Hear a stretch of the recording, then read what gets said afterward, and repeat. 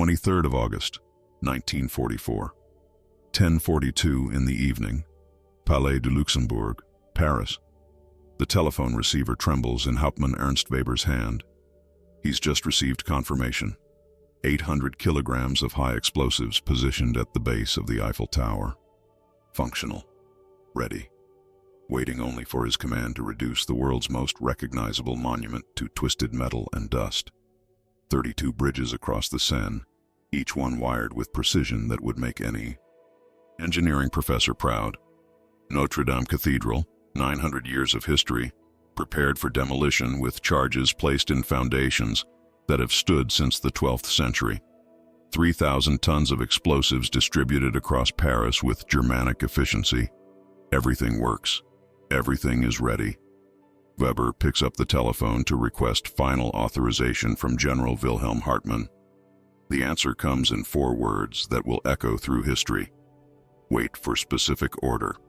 What Weber doesn't know, those 4 words just saved Paris.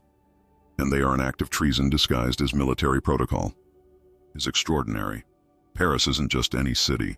It's a museum, a collection of architectural masterpieces that would normally take months to properly demolish.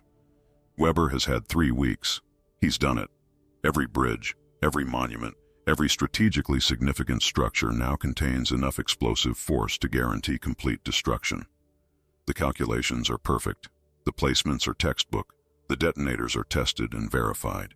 He's even accounted for the August humidity affecting the electrical circuits. Nothing has been left to chance, except one thing: General Hartmann's authorization. Elegance. Weber had arrived in March with a different assignment: fortification assessment.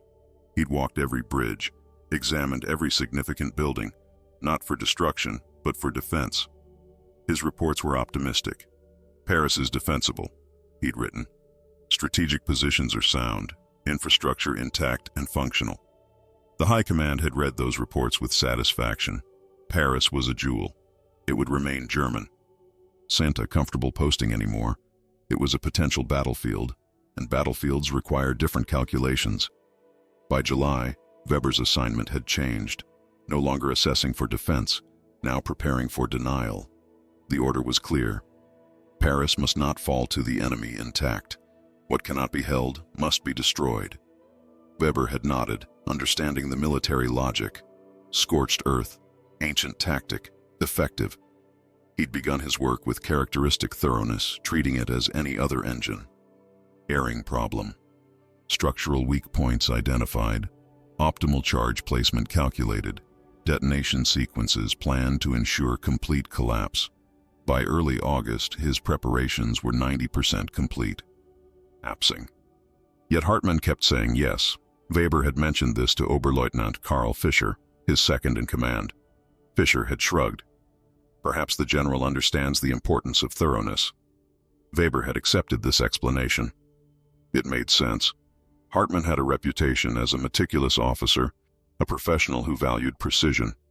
Of course, he would want the job done properly. Weber had returned to his calculations, grateful for a commander who understood engineering realities. At 20th of August, the situation had become critical. Allied forces were within 50 kilometers of Paris. The French resistance was growing bolder, attacking German positions openly. Wehrmacht units were beginning withdrawal operations, moving east toward defensive positions along the German border. Paris was going to fall. Everyone knew it. The only question was, in what condition? The High Command's position was unambiguous. On the 19th of August, a telegram had arrived at Hartmann. As headquarters. Weber had seen a copy. The language was stark. Paris must become a field of ruins. Destroy all bridges, burn strategic points. Nothing must remain for the enemy. This is a direct order. The signature was unmistakable, highest authority. No ambiguity, no room for interpretation. Wasn't his. He was an engineer, not a philosopher. His job was technical execution, not moral judgment. The order existed. He would carry it out.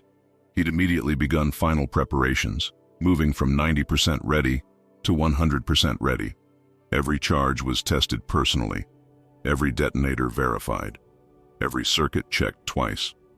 By the evening of the 22nd of August, he'd been able to report to General Hartmann. All installations complete, awaiting authorization for executio. Am almost distracted. Understood, Hauptmann. However, I require one final verification. Please confirm exact quantities of explosives at each location. Submit written report by 0600 tomorrow. Weber had blinked. Herr General, this information is already in the operational files. I submitted complete inventories 3 days ago. Yes, Hauptmann. I require updated confirmation. Explosives can be unstable. Verify everything. Report by 0600. Used. It was an odd request. Explosives don't become unstable in 3 days. Not the military-grade compositions they were using. And written reports take time. Time they didn't have. But orders were orders. He'd called his section leaders, instructed them to begin immediate inventory verification. They'd worked through the night, checking and rechecking quantities that hadn't changed. By 0530 on the 24th of August, Weber had his report ready. 243 pages, as listing every explosive charge in Paris with location, type, quantity, and detonator specification. He'd delivered it personally to Hartmann's office. The general had accepted it with thanks, flipped through the first few pages, and nodded. Excellent thoroughness, Hauptmann. Now I can proceed with authorization. Stand by for final order. Rees. The adjutant answered. The general is reviewing your report, Hauptmann. He wants to ensure everything is perfect before authorization. 1400. Still nothing. Weber was starting to feel anxiety creeping in. Allied forces were getting closer. Resistance attacks were increasing. Several Wehrmacht units had already begun evacuating Paris. At 1600 hours, Weber called again. This time, Hartmann answered personally. Hauptmann, I have a concern about the Eiffel Tower demolition. 800 kilograms seems excessive. Could cause unpredictable collapse radius, potentially endangering our own withdrawal routes. Please recalculate with safety margins for German troop movements. Acting in troop movements that were constantly changing. It would take hours, possibly a full day. Herr General, with respect, the current placement ensures collapse toward the Champ de Mars, away from major withdrawal routes. It's already safe. Hartmann's voice remained pleasant. Nevertheless, Hauptmann, I require verification. We cannot risk German casualties during withdrawal. Please provide updated calculations by 0600 tomorrow. Include alternative scenarios with reduced explosive quantities. Epted the report warmly. Superb work, Hauptmann. Your precision is exactly what this operation requires. However, I notice you haven't addressed one issue: coordination with aerial reconnaissance. We need to ensure no Luftwaffe aircraft are in the vicinity during demolitions. The smoke and debris could impair visibility for our own pilots covering the withdrawal. Our presence over Paris had been minimal for weeks. The Allies controlled the skies. Hartmann knew this. Everyone knew this. This wasn't a legitimate concern. This was a delaying tactic. Weber had looked at the general carefully, searching his face for confirmation of this sudden, terrible suspicion. Hartmann had met his gaze calmly, neutrally, giving nothing away. Please coordinate with the Luftwaffe Liaison Office, Hauptmann. Obtain clearance for demolition operations. Once received, I can issue final authorization. It made no sense. Unless it made perfect sense. Unless every delay, every additional requirement, every request for more reports and more verification and more coordination had been deliberate. Unless General Hartmann had been systematically sabotaging his own orders for 3 days. 8th of August. Recalculate Eiffel Tower demolition. 25th of August. Coordinate with Luftwaffe. Each request plausible, each one consuming hours, each one impossible to refuse because it came wrapped in the language of military professionalism and safety. Weber had been so focused on being a good officer, on following procedures, on maintaining proper protocols, that he'd failed to see what was happening. General Hartmann was using the German military's own bureaucratic machinery against it itself. Every delay was justified by regulations. Every postponement was framed as necessary precaution. And the result was that Paris, prepared for destruction down to the last detail, wasn't being destroyed? It was a good question. Technical regulations did allow for independent action in emergency combat situations. Weber could order the bridges blown right now, and it would be within his authority. But something stopped him. He realized, standing there with Fischer waiting for an answer, that he didn't want to give that order. Not because of cowardice or disobedience, but because he suddenly understood what General Hartmann understood. Paris wasn't German. It never had been. They'd occupied it. That they hadn't created it. These bridges, these monuments, these buildings that he'd spent months preparing to destroy, they didn't belong to the Wehrmacht. They belonged to human civilization, and destroying them wouldn't stop the Allies. It would just turn military retreat into cultural vandalism. We are soldiers, Oberleutnant, not barbarians. We follow proper chain of command. General Hartmann has not issued authorization. Therefore, we wait. Fischer had nodded slowly, uncertain but obedient. The team had remained at their posts, hands near detonators, waiting for an order that Weber now understood would never come. Hurry up the chain. A voice he didn't recognize, sharp with anger. Hauptmann Weber, why have demolitions not commenced? We have received no reports of execution. Weber had chosen his words carefully. I am awaiting final authorization from General Hartmann, my direct commanding officer. All preparations are complete and ready for immediate execution upon his order. The voice had become sharper. General Hartmann has received 4 direct orders to commence demolitions. Why has he not authorized your action? Weber had felt ice in his stomach. 4 orders, all ignored. I cannot speak for the General's operational considerations. I can only report that I stand ready to execute upon authorization. Old execute now, and it would be completely legitimate. He would be following orders, or he could refuse, and it would be mutiny. Court-martial, probably execution. His hand had tightened on the telephone receiver. Respectfully, I must confirm this authorization through my direct chain of command with General Hartmann. Military protocol requires. The voice had exploded. Protocol? We are ordering you directly. Commence demolitions now. Weber had heard himself say, calmly, steadily, committing. Career suicide with every word. I am an engineer, not a combat officer. My operational orders come through General Hartmann. Unless I receive confirmation from him that your authorization supersedes his operational command of this sector, I cannot in good conscience proceed. Military regulations are clear on chain of command. It was treason, technically, but it was also technically correct about protocol. The ambiguity might protect him. Might. More likely, he'd be arrested within the hour. Fischer had been staring at him. Hauptmann, did you just... Yes, Weber had said. I just gave General Hartmann 1 more hour, maybe 2 if High Command has to go through channels to countermand him. Fischer had sat down slowly. We're going to be shot. Possibly, Weber had agreed.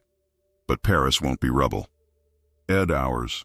They heard small arms fire from the direction of the Place de la Concorde. Close, very close. At 10:30, a runner arrived with orders. All Wehrmacht personnel evacuate immediately. Allied forces entering city. Withdrawal route via Port d'Orléans. Weber had looked at Fischer. Fischer had looked at the detonator controls. Neither man moved to activate them. We should destroy the equipment, Fischer had said, so the enemy can't use it. No, Weber had said. Leave it. Let them end it. Let them see that it was ready, it was functional, and we chose not to use it. Maybe that matters. Maybe someone will understand that we weren't all monsters. Topped for Paris's destruction. He'd slipped the watch into his pocket, a broken timepiece marking the hour when military efficiency became deliberate delay, when obedience became sabotage, when following orders meant finding every possible excuse not to follow them. Ed out the pocket watch, still stopped at 10:42. Because General Hartmann taught me something those 3 days. He showed me that the German military's greatest weakness wasn't inferior equipment or strategic mistakes. It was that we'd built a system that made following orders easier than questioning them. Every delay he imposed, every additional requirement, every bureaucratic obstacle, he was forcing me to think, to question, to understand that sometimes the most professional action, a an officer can take is to make execution technically impossible. He gave me hours to reach the same conclusion he'd already reached, that Paris wasn't ours to destroy. Load with absolute precision. German military procedure requires thorough documentation, comprehensive safety assessment, and proper coordination across all services. I was merely being a diligent commanding officer. Then he'd paused and added, "Though I confess I may have been excessively thorough. Sometimes thoroughness itself can be a weapon, if deployed correctly." Kilograms of explosives positioned at the Eiffel Tower. 0 kilograms detonated. 3,000 tons of explosive material distributed across Paris. 0 tons actually used. 4 direct orders received from High Command to commence demolitions. 4 orders acknowledged and bureaucratically delayed into irrelevance. 72 hours from first authorization request to Allied entry into Paris. 72 hours of paperwork, recalculations, coordination requests, and procedural requirements that transformed urgent military necessity into administrative quagmire. 1 general, 1 engineer, and 1 broken pocket watch. 1 city saved. The pattern was consistent. Retreat meant destruction. Scorched earth wasn't an exception. It was standard operating procedure. Military doctrine was explicit. Deny resources to the enemy, destroy infrastructure, leave nothing of value behind. The orders for Paris were not unique. They were typical. What was unique was that they weren't carried out. Acknowledged immediately. Every directive was confirmed received. But between receiving and executing, he'd inserted a maze of procedural requirements, each one individually reasonable, collectively impossible to complete in time. When ordered to destroy bridges, he'd required structural assessment reports to ensure demolitions wouldn't cause unintended damage to underground infrastructure. When ordered to demolish monuments, he'd demanded coordination with withdrawal routes to ensure German troops wouldn't be endangered. When ordered to burn strategic buildings, he'd insisted on inventories of contents to ensure military supplies were recovered before destruction. Each requirement was technically proper military procedure. Each one consumed hours or days, and collectively, they made execution impossible before Allied arrival. Where Weber's own professional competence became the delaying mechanism. Weber was too good an engineer to submit sloppy reports, too conscientious an officer to ignore safety requirements, too precise a technician to accept inadequate verification. Hartmann had weaponized Weber's professionalism against the orders Weber was supposed to execute. And when High Command tried to go around Hartmann directly to Weber, Hartmann had already trained Weber to insist on proper chain of command to follow. Protocol exactly to be the perfect German officer who would never dream of executing an order without proper authorization through appropriate channels. Destroy Paris. The moment authorization was deliberately delayed until delay became salvation. Time stopped for Paris's destruction. Time that General Wilhelm Hartmann bought with paperwork, procedure, and the German military's own bureaucratic machinery turned against itself. Of the machinery of occupation. His decision to save Paris didn't erase those years, but in those final 72 hours, he'd made a choice that required understanding that orders, even direct orders from the highest authority, can be crimes waiting to be committed. A choice that required courage disguised as cowardice, rebellion disguised as bureaucracy, disobedience disguised as excessive procedural thoroughness. Pendantly, when High Command called him directly, he could have obeyed. He had technical authority in emergency combat situations. He could have claimed he was following the spirit of the orders, even if contradicting the immediate chain of command. No one would have blamed him. He would have been following direct orders from the highest authority. Instead, he'd chosen to hide behind protocol, to insist on proper procedure, to give Hartmann 1 more hour, and then another, until there were no hours left. Amatic, to be accidental. Each requirement he imposed had a plausible military justification, but collectively they formed an unmistakable pattern. Delay, delay, delay, until delay itself becomes victory. Touré's, the desperate focus on survival rather than discipline, meant their disobedience was lost in the larger disaster. By the time anyone might have noticed, it was too late. Paris had fallen intact, and there were larger questions to answer about how the entire Western Front had collapsed. Two officers who'd committed technical treason in the name of preserving beauty were simply forgotten in the avalanche of military catastrophe. Official proposed awarding Hartmann and Weber posthumous honors for saving Paris. The proposal was quietly declined. The explanation given was diplomatic. Honoring German officers, even ones who disobeyed orders to preserve the city, was politically complex. The unspoken reality was more complicated. How do you honor men for not committing atrocities? Isn't not committing atrocities simply expected human behavior?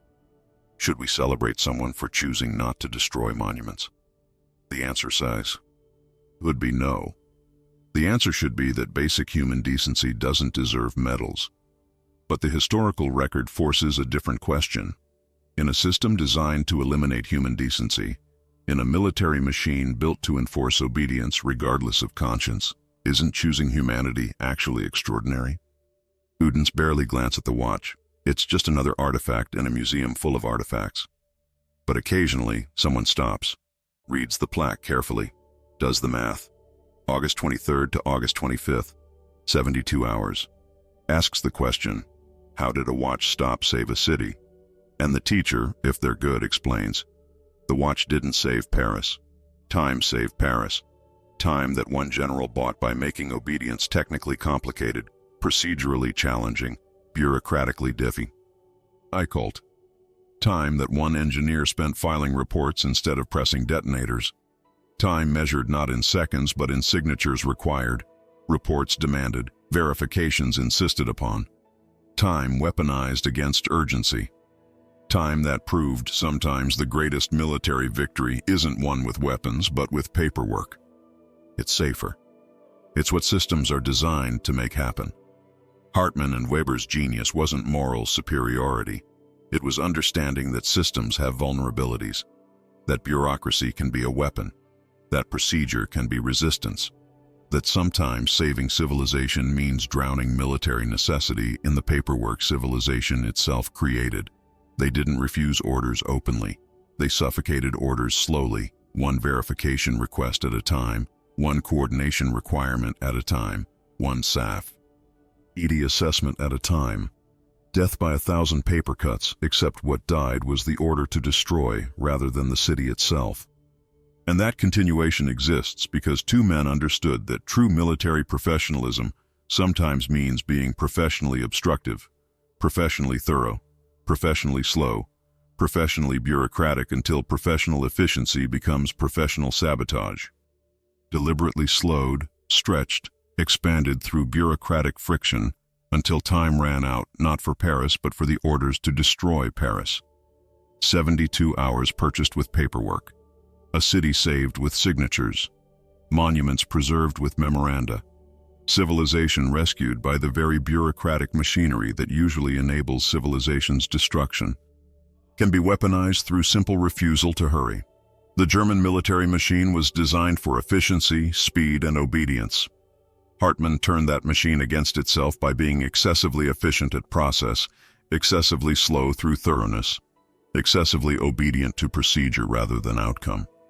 He won by making the system do exactly what it was designed to do, just slowly enough that the system defeated itself.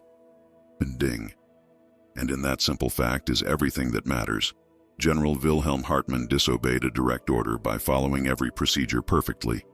Hauptmann Ernst Weber committed treason by insisting on proper chain of command. And Paris survived because sometimes saving something requires the courage to delay, the wisdom to obstruct, and the understanding that the greatest victories are sometimes measured not in battles won, but in battles deliberately not fought until there's no time left to fight them. Obstruction. Sometimes the hero isn't the one who refuses the order openly, but the one who acknowledges it politely and then drowns it in requirements until acknowledgement becomes delay and delay becomes salvation. Against all military necessity, against all orders from the highest authority, to value beauty over obedience, to value civilization over efficiency, to value tomorrow over today's military advantage. The sound of time itself becoming an act of rebellion. The sound of a watch that stopped working at the precise moment its owner stopped being merely a soldier and became something more. A guardian of humanity disguised as a bureaucrat. A hero disguised as a stickler for procedure.